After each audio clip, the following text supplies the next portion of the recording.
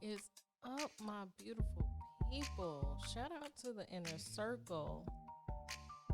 Welcome to another episode of This Feels Personal. I'm your host, Ashley Guy, serving you truth, side eyes, and some unsolicited advice. In today's episode, we are talking about healing being expensive. I mean, I basically need a GoFundMe nowadays just to try to get healed.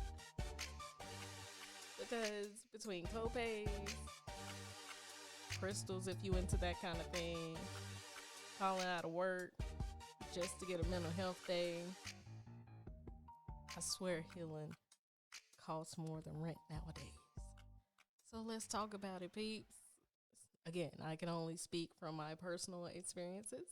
However, therapy, even when covered by insurance, may cost you $100 copay. Supplements, somehow the support your mood and energy typically cost you around $40 a bottle. Then, if I choose to take a mental health day, cool, now I'm down PTO. And let's not get into the Instagram starter pack of $25 essential oils, $15 green juices, $30 gratitude journals, and $18 candles that promises to raise your frequency. Am I spiritually blocked or just financially unstable at this point?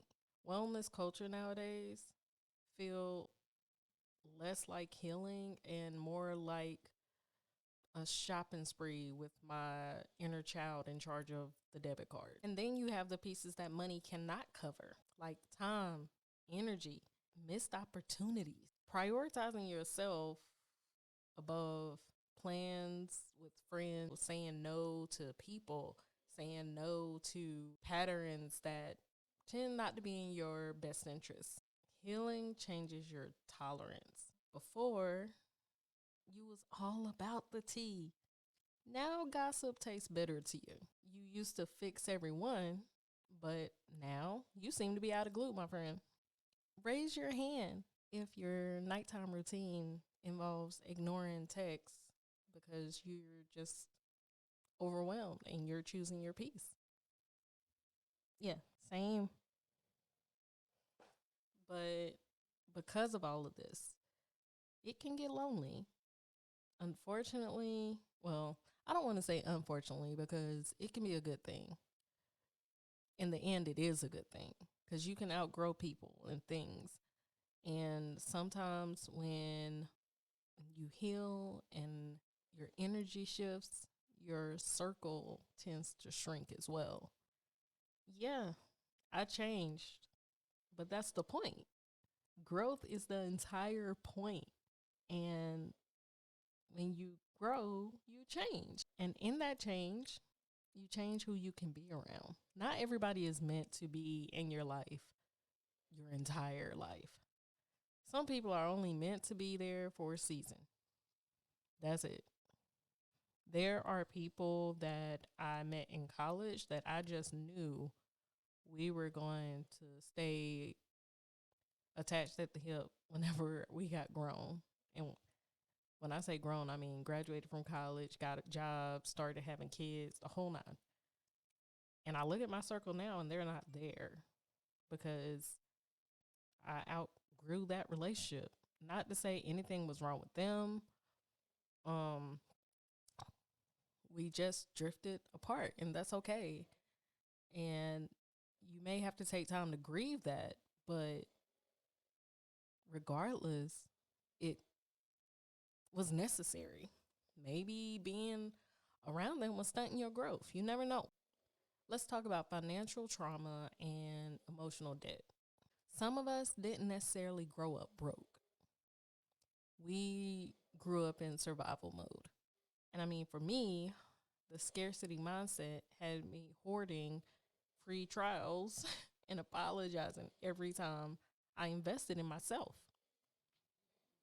I always questioned if I bought something that should help with my business, or I went the longest without buying clothes like for myself, like replacing stuff. Like I would wear them till they turned raggedy. A lot of us out here, let's be honest with ourselves, have a lot of money wounds that tend to show up as overgiving, burnout, or tying our worth to how productive we are. I mean, we talk about canceling student debt, but what about the emotional IOUs we're still paying from childhood? I want you to take a moment and just think about, what did you learn about money growing up? Were you allowed to rest? Were you allowed to spend? Were you allowed to say no? Did your family see you setting boundaries as protection or rejection? It's just something to reflect on this episode, you know? When you stop performing and start focusing on peace, that's when healing gets real. And at some point you just have to choose, do I want to stay likable or do I want to be authentic? Be true to who I really am. Because that person that you used to be that didn't have no boundaries, yeah, the crew probably said that was the fun you. Speaking from personal experience, in college, there was this club, I guess, that me and my friends used to go to. I rarely went out, but to this day, I have a couple of friends that I'm still mad cool with and close with. That's like, oh, Arizona Pete, Ashley, she was always fun. And yeah, because it would take me at least 2 shots to get comfortable being around all these different people and loosening it up. You know, Grey Goose got your girl feeling loose. Yeah, that was me. I had to take 2 shots when I got to a club just to be kosher, because my introverted self, the club was not where I wanted to be at all.